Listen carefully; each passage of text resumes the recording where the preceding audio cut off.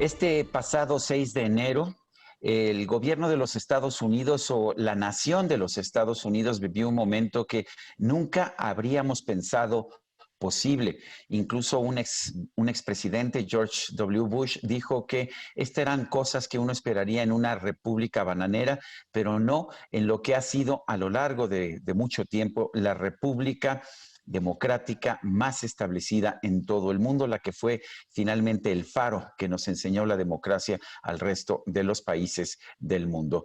Yo quisiera y le quiero agradecer, por supuesto, a Pablo Iriart. Él es un periodista que vive allá en Miami, en los Estados Unidos, que ha estado cubriendo estos eventos para El Financiero, para otros medios de comunicación. Yo quiero agradecerle siempre a Pablo Iriart que haya accedido a una conversación sobre este tema. Pablo, ¿cómo estás? Muy buenos días. Se ve que está bien el clima ya en Miami, aquí hace bastante frío, pero a ver, en primer lugar, escribiste un artículo que se publicó el mismo martes, si no mal recuerdo, en el que se hablaba de que se venía un golpe. ¿Es esto lo que estabas pensando? Sí, exactamente. Ese artículo escrito el lunes, publicado el martes, decía hoy elecciones en Georgia, es decir, el martes, y mañana el golpe. Que Trump estaba concentrado en dar el golpe en el Congreso para que no, para impedir la certificación del triunfo de su oponente Joe Biden. Y al día siguiente, el martes, de martes para miércoles, puse textualmente, hoy es el putsch de Donald Trump, en alusión al putsch de la cervecería de Adolfo Hitler en 1923-1924, en Múnich, cuando convocó al golpe de Estado y fracasó, como fracasó también Donald Trump. Pero fue un golpe de Estado, fue un intento de golpe de Estado. Mucha gente dice, no, es un golpe de Estado porque no movilizó a las Fuerzas Armadas. ¿Tú aún así lo caracterizarías como un golpe de Estado? Hay una discusión, puede que sí, puede que no. No se me hace muy relevante, se lo dejo a los académicos discernir si un golpe de Estado, diría que es un autogolpe, con sus fuerzas irregulares. Pero si es técnicamente autogolpe o si es un asalto motivado por el presidente para impedir el transcurso de la ley, que se aplique la legalidad, pues eso es lo que ocurrió. Lo demás es académico. Bueno, yo recuerdo el caso en octubre de 1922 de Benito Mussolini y su marcha sobre Roma, que finalmente lo que buscaba era que se le impusiera a él como primer ministro de Italia y lo logró, ¿no? Sería esto un antecedente quizás más concreto y no utilizó a las Fuerzas Armadas, utilizó también un ejército de irregulares y de simpatizantes. Claro, con la diferencia que en ese momento Mussolini no estaba en el poder, era un opositor. Era un opositor y el primer ministro italiano le dice a rey Víctor Manuel III, aquí hay que acabar con Mussolini, con esta marcha sobre Roma. Hay que acabar porque ha creado violencia, ha violado la ley, etc. Y Víctor Manuel III, esto que recuerdas, dice, no, invita a Mussolini a formar gobierno. Cuando las democracias o cuando las instituciones flaquean ante los autoritarios, populistas y violentos, ahí no vuelve a crecer el pasto.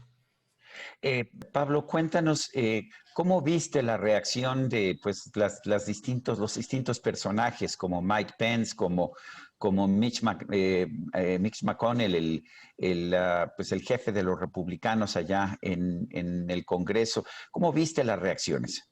Me pareció extraordinario estos dos personajes que mencionaste. Fueron leales a Trump, inclusive en algunos casos hasta serviles. Ampliaría el término a William Barr, el que fue fiscal general hasta el 23 de diciembre, que llamó traidor a Trump el día de ayer por lo que hizo en el Congreso.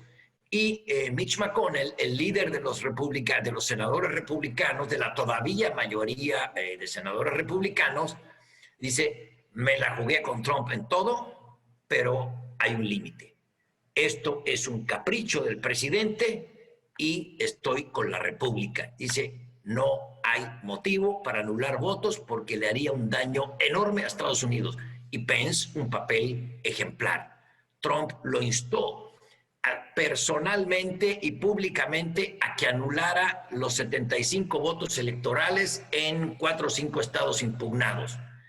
Y Pence guardó silencio a la hora de la verdad. Lo primero que dice en su discurso es: yo no tengo ningún poder para anularle el voto a nadie. Es decir, fue el triunfo de las instituciones sobre un caudillo populista. ¿Tú piensas que lo que buscaba el presidente Trump era quedarse en el poder a través de esta presión de la turba? Sí, sí, definitivamente sí. Y que frenar el proceso de votación de certificación y que sus aliados republicanos, entre ellos los dos que mencionaste, el vicepresidente Pence y Mitch McConnell, se pusieran de su lado. Es decir, presionó hasta el último momento. Nada más que hubo muertos. Y son 4 seres humanos muertos, entre ellos un policía del Capitolio. Eso puede ser un punto de quiebre que le puede costar incluso la libertad a Trump. En el caso de Georgia, había 13, 14 senadores que se habían comprometido a votar con la posición de Trump y al final solamente quedaron 6. ¿Cambió la posición de muchos republicanos al respecto de Trump por esta decisión de Trump de promover a la turba? Sí, es que todo tiene un límite, todo tiene un límite. Inclusive personas, te mencionaba a William Barr, el ex fiscal, Marco Rubio, senador poderosísimo, preside el Comité de Inteligencia del Senado, es senador por aquí, por Florida, le dijo a sus electores: los engañaron, el vicepresidente no puede anular votos, los votos fueron bien contados, etcétera, etcétera. Todo eso lo dijo ayer el senador Marco Rubio.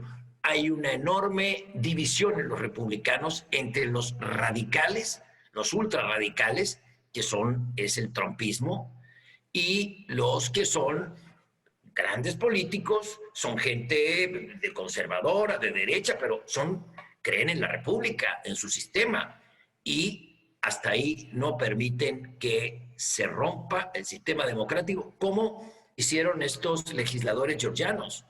Bueno, el presidente Trump presionó al secretario de gobierno, al secretario de Estado de Georgia, para que anulara votos y le diera a él el triunfo, al su compañero de partido, Adam Raffensperger.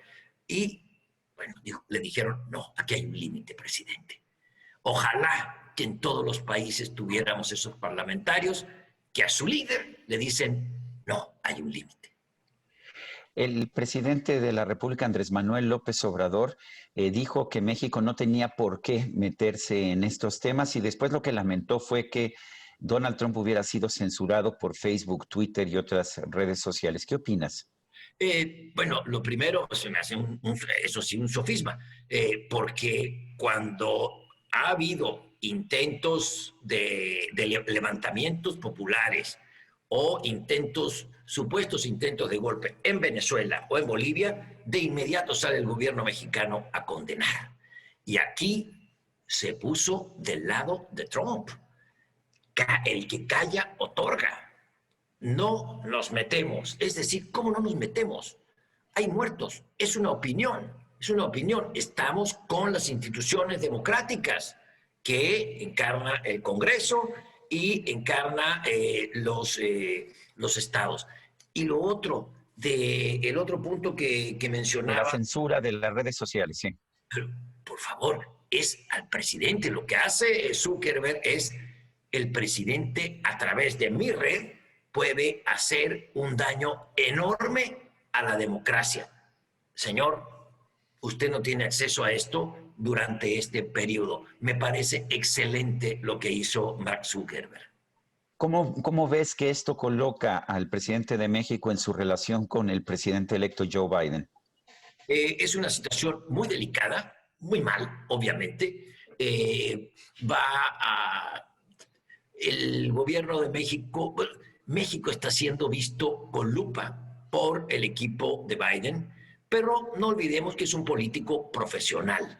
Es decir, no habrá un trato con machete hacia México, no, pero nos van a exigir el cumplimiento de los compromisos firmados. Es decir, la relación se va a profesionalizar, volveremos a tener un trato ortodoxo, no de compadres, como ha sido con Trump, y nos van a pedir que cumplamos en materia ambiental, en materia laboral y los acuerdos que tenemos firmados en derechos humanos y en democracia. Sí, es una relación, se va a complicar porque nos van a exigir cumplir nuestros compromisos. ¿Tú piensas que habrá algún intento por ejercer acciones penales en contra de Donald Trump cuando deje la presidencia? Sí, no tengo duda de ello. No sé si el gobierno del presidente Biden lo haga, pero no me verá un dedo ante las demandas millonarias que se le vienen a Trump. Ahora que ya comenzaron, el día de hoy se anunció una demanda millonaria por algún daño y otras por temas fiscales y tiene muchas pendientes, debe mucho dinero, es un hombre emproblemado que tendrá que afrontar la ley sin la protección del Ejecutivo. Al contrario, yo creo, mi opinión, Sergio, es que deben acabar con Trump ahora.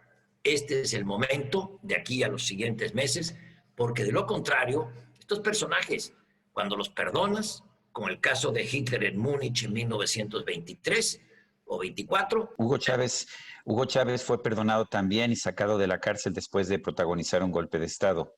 exacto, ya están en la lona, sí, están en la lona, pero están en el ring. No, son personajes históricos como los que mencionas, Chávez o el propio Hitler, que es un caso paradigmático, que por perdonarlos se viene vuelven, toman fuerza, llegan al poder y arrasan con todo. De hecho, el presidente Trump en un mensaje en Twitter señaló que este es el inicio de un nuevo camino. Evidentemente quiere formar un nuevo movimiento político para postularse él o alguna de sus personas en el 2024. ¿Qué opinas? Sí, coincido contigo, lo escribí. Él fue a Georgia en días pasados no a alentar a sus candidatos a senadores republicanos, sino a exigir y a pedirle a los georgianos a los funcionarios georgianos que anularan la elección presidencial. Es decir, él está luchando por él y, como tú lo señalas, dijo en el video de ayer, de ayer, esta lucha apenas empieza y la lucha es Make America Great Again, vamos a hacer otra vez grande América. Pues es un manifiesto político de que ahí viene. Si no acaban con Trump, Trump va a acabar con ellos. Y me refiero a Biden, a los republicanos. ¿De dónde saca todo su apoyo? Si ha sido un presidente tan inepto, que ha roto tantas reglas, que tiene, me parece, 26 acusaciones de abuso sexual por parte de distintas mujeres en distintos momentos de su vida, si sabemos que no ha pagado impuestos, ¿de dónde sacó 74 millones de votos el pasado 3 de noviembre? Mira, en parte sí, él tiene arrastre personal, ese tipo de personajes tienen una conexión con la gente de los supremacistas blancos, etcétera. Pero el punto clave es que en Estados Unidos, por lo que he podido percibir, Sergio, tú conoces mucho mejor que yo, la gente vota por el partido, no por la persona.